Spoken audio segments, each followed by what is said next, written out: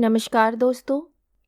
कहानी शुरू करने से पहले मैं आपको ये बताना चाहती हूँ कि अगर आप मोरल एंड मोटिवेशन कहानी सुनना पसंद करते हैं तो आप मेरे दूसरे चैनल एम्पावर द लाइफ पर आ सकते हैं।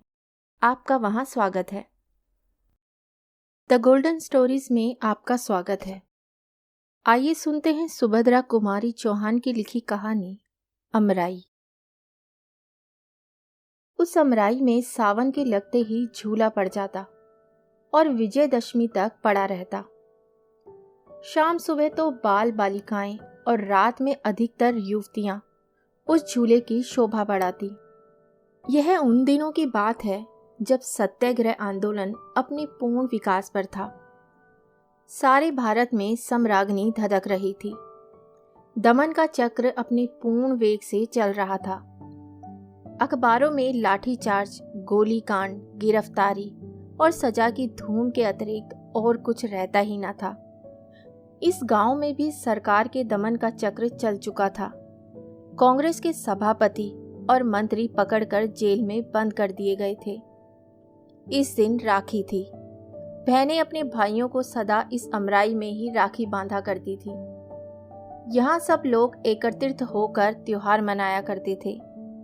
बहनें भाइयों को पहले कुछ खिलाती, माला पहनाती, हाथ में नारियल देती और तिलक लगाकर हाथ में राखी बांधते हुए कहती, भाई इस राखी की लाज रखना, लड़ाई के मैदान में कभी पीठ न दिखाना। एक तरफ तो राखी का चित्ताकर्षक दृश्य था, दूसरी ओर छोटे छोटे बच्चे और बच्चियां झूले पर झूल रहे थे। इनके सुकुमार हृदयों में भी देश प्रेम के नन्हे नन्हे पौधे प्रस्फुटित हो रहे थे।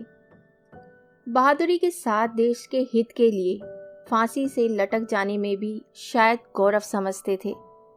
पहले तो लड़कियां कजली गा रही थी। एकाएक छोटा बालक गा उठा, झंडा ऊंचा रहे हमारा। फिर क्या था, सब बच्चे कजली बजली तो गए भूल और लगे चिल्लाने, झंडा ऊंचा रहे हमारा।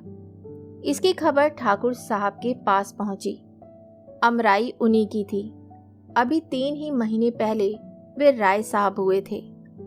ऑनरेरी मजिस्ट्रेट वो थे ही और थे सरकार के बड़े भारी खैर ख्वाह। जब उन्होंने सुना कि अमराई तो आसैगियों का अड्डा बन गई है, प्राय इस प्रकार का वहां रोज ही होता है, तो वो बड़े घबराए। फौरन घोड़ा कसवाकर अमराई की ओर चल पड़े। किंतु उनके पहुंचने के पहले ही वहां पुलिस भी पहुंच चुकी थी। ठाकुर साहब को देखते ही दरोगा नियामत अली ने बिगड़ कर कहा, ठाकुर साहब, आपसे तो हमें ऐसी उम्मीद ना थी। मालूम होता है कि आप भी उन्हीं में से हैं। यह सब आपकी ही तबीयत से हो रहा है, लेकिन इससे अमन में खलल पड़ने का खतरा है। आप 5 मिनट के अंदर ही ये सब मजमा यहाँ से हटवा दीजिए, वरना हमें मजबूर होकर लाठियां चलवानी पड़ेंगी। ठाकुर साहब ने नम्रता से कहा, दरोगा जी जरा सब्र रखिए, मैं अभी यहाँ से सबको हटवाए देता हूँ। आपको लाठियां चलवाने की नौबत ही क्यों आएगी। नियामत अली का पारा चढ़ा हुआ तो था ही और वे बोले, फिर भी मैं आपको पहले से आगाह कर देना चाहता हूँ कि ज्यादा से ज्यादा 10 मिनट लगे, नहीं तो मुझे मजबूरन लाठियां चलवानी ही पड़ेंगी। ठाकुर साहब ने घोड़े से उतरकर अमराई में पैर रखा ही था कि उनका 7 साल का नाती विजय हाथ में लकड़ी की तलवार लिए हुए आकर सामने खड़ा हो गया। ठाकुर साहब को संबोधन करके बोला, दादा देखो मेरे पास भी तलवार है, मैं भी बहादुर बनूंगा। इतने में ही उसकी बड़ी बहन कांति, जिसकी उम्र करीब 9 साल की थी, धानी रंग की साड़ी पहने आकर ठाकुर साहब से बोली, दादा ये विजय लकड़ी की तलवार लेकर बड़े बहादुर बनने चले हैं।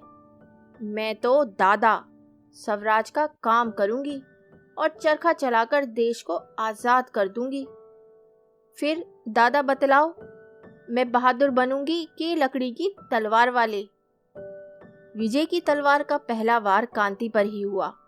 उसने कांति की ओर गुस्से से देखते हुए कहा, देख लेना, किसी दिन फांसी पर ना लटक जाऊं तो कहना। लकड़ी की तलवार है तो क्या हुआ, मारा कि नहीं तुम्हें? बच्चों की इन बातों में ठाकुर साहब क्षण भर के लिए अपने आप को भूल से गए। उधर 10 मिनट से 11 होते ही दरोगा नियामत अली ने अपने जवानों को लाठियां चलाने का हुक्म दे ही दिया। देखते ही देखते अमराई में लाठियां बरसने लगी। आज अमराई में ठाकुर साहब के भी घर की स्त्रियां और बच्चे थे और गांव के भी प्राय सभी घरों की स्त्रियां, बच्चे और युवक त्योहार मनाने आए थे। उनकी थालियां राखी, नारियल, केसर, रोली, चंदन और फूल मालाओं से सजी हुई रखी थी। किंतु कुछ ही देर बाद जिन थालियों में रोली और चंदन था, खून से भर गई। जब पुलिस मजमे को तितर बितर करके चली गई तो देखा गया कि घायलों की संख्या करीब 30 की थी, जिनमें अधिकतर बच्चे, कुछ स्त्रियां और 8-7 युवक थे। विजय को सबसे ज्यादा चोट आई थी। चोट तो कांति को भी थी, किंतु विजय से कम। ठाकुर साहब का तो परिवार का परिवार ही घायल था।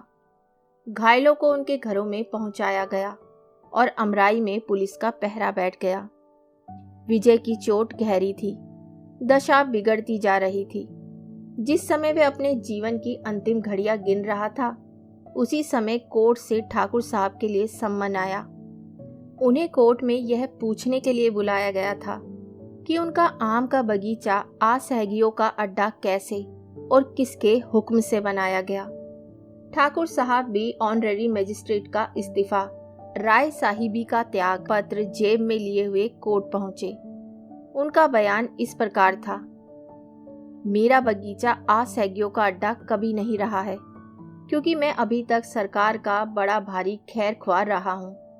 मुझे सरकार की नीति पर विश्वास था और अपने घर में बैठा हुआ मैं अखबारी दुनिया का विश्वास कम करता था। मुझे यकीन ही ना आता था कि न्याय की आड़ में सरकार निरीह बालक, स्त्रियों और पुरुषों पर कैसे लाठियां चलवा सकती है। परंतु आज तो सारा भेद मेरी आंखों के ही आगे विषैले अक्षरों में लिखा गया है। मेरा तो ये विश्वास हो गया है कि इस शासन विधान में जो प्रजा के हितकर नहीं है, अवश्य परिवर्तन होना चाहिए। हर एक हिंदुस्तानी का धर्म है कि वह शासन सुधार के काम में पूरा सहयोग दे।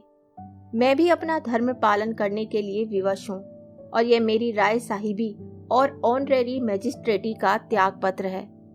ठाकुर साहब तुरंत कोर्ट से बाहर हो गए।